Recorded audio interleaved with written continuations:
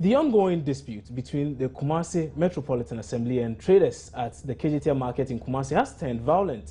Yesterday, guards of the assembly physically assaulted the leadership of the traders, with one of the persons assaulted hospitalized. Joy News understands that police have launched investigations into the incident.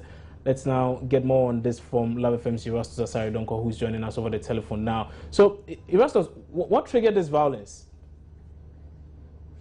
Okay, so Erastus' line has dropped there. We'll be getting him back online. But the issue has to do with some sort of skirmishes that have happened in Kumasi. We are told KMA guards have actually assaulted some persons there, the traders, actually the leadership of the traders union. We can now do some other stories. We'll come back to the story pretty shortly. But motorists in Kumasi are enduring an unpleasant experience of using a deteriorating portion of the road in the central business district of the city. Now, large potholes worsened by recent heavy rains have rendered the stretch almost unmotorable. Drivers say they have had to incur extra costs to repair their vehicles due to damage caused by the poor condition of the road. They blame the Urban Roads Department for their plight. Mahmoud Mohammed Nuruddin reports. For a moment, the ordinary road user will take this for a stretch of a feeder road in the hinterland. This is KGTR in the heart of Ghana's second largest city, Kumasi.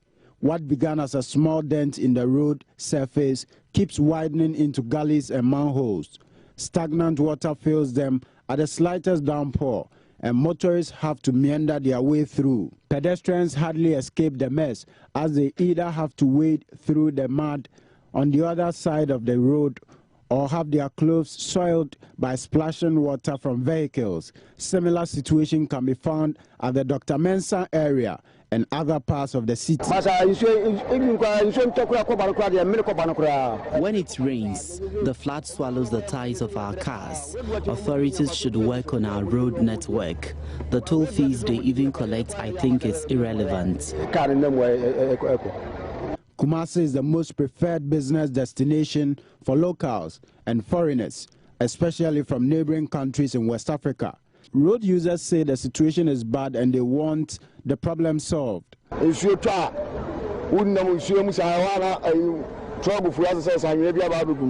When it rains, it spoils our tracks.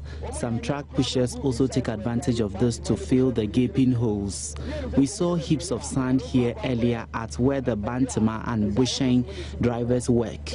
We thought they were going to work on the road, but didn't yield any fruits. The news team chanced upon these city guards filling the potholes as part of efforts to keep it motorable. Commuters, however, insist this is not enough to put in good shape the city's roads constructed in the late 80s during the PNDC regime. Attempts to get a response from city authorities were unsuccessful. Last year, governments proposed a program to limit the number of public sector jobs in order to free up the public purse. The freeze, Mr. Tekpe explained, would not allow the employment of new hands into the largest employer of Ghanaian youth. It was explained that teachers and nurses were excluded. Meanwhile, NAGRAT's president, Christian Adaipoku, tells Joy News they haven't received any complaints of denial from graduates. Let's go on to the phone lines now for some more on this. We can now speak to Mr. Adaipoku. Hello, sir. Good morning and thanks for joining us, sir. Yeah, good morning, my brother. So, what is the case now? Is it that your people are not being employed in the sector as well? Well, we have not received so much complaints from those in the colleges of education, but those who have completed universities and who want to teach in the senior high school, those are the people who are complaining all over. Our checks indicate that most of them have gone to the various senior high schools in 4 places. Even though some vacancies might have been created, the headmasters are reluctant to accept people there because they have not been given any directive to employ. And we think that that's a worry because as we go on, a lot of people are retiring from the service and we need to replenish the staff. The basic school, yes, because people are trained, the GES knows the number, and therefore when they complete the colleges of education, they move people there directly. But the senior high schools have slight problems with the staffing as of now because they are not being permitted to replace teachers who have gone on retirement and so on. I see. So for now, how is this situation affecting education in the country? Yes, it affects education because it's leaving some classrooms empty, and it's putting so much pressure on the existing staff. Because if somebody has gone on retirement and his lessons are being taken over by a teacher who also has his own load of lessons to take, that becomes a worry. And so even though the Ministry of Finance said it, that they have decided that they will allow the Ghana Education Service and Health Service to recruit more people, I don't think the directives have gone down to the schools to give the headmasters the chance to be able to give assurance to people to be employed by Ghana Education Service. So your association, NAGRAT, what is the association immediately hoping to do to get this problem fixed? Yes, we have started receiving the complaints, especially those who are yet to complete their national services. A lot of them have approached some schools asking that they should be given the chance when they finally complete their national service. But it looks like most of the schools are turning them down.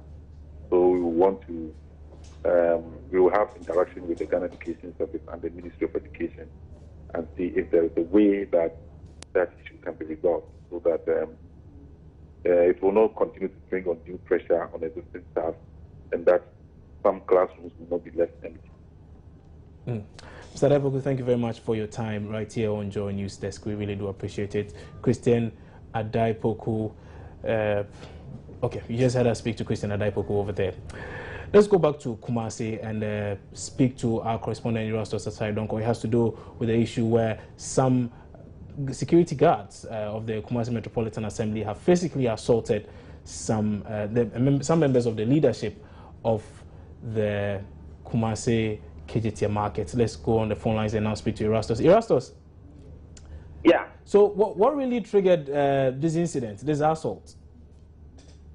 Well, if you realize the Traders Association, that's the KJT Traders Association, they held a press conference yesterday. That was on Monday. On Monday, yeah. And they indicated that the KMA's registration at the terminal is not something that they agree with, and that they are registering people who do not ply their trade at the KJT area. And even they mentioned that some errand boys and some of the city guards are extorting monies from the traders. And it is this that angered these two guards. And so they went from shop to shop issuing threats to the leadership. So they decided to make a formal complaint at the KJT police post over the threats.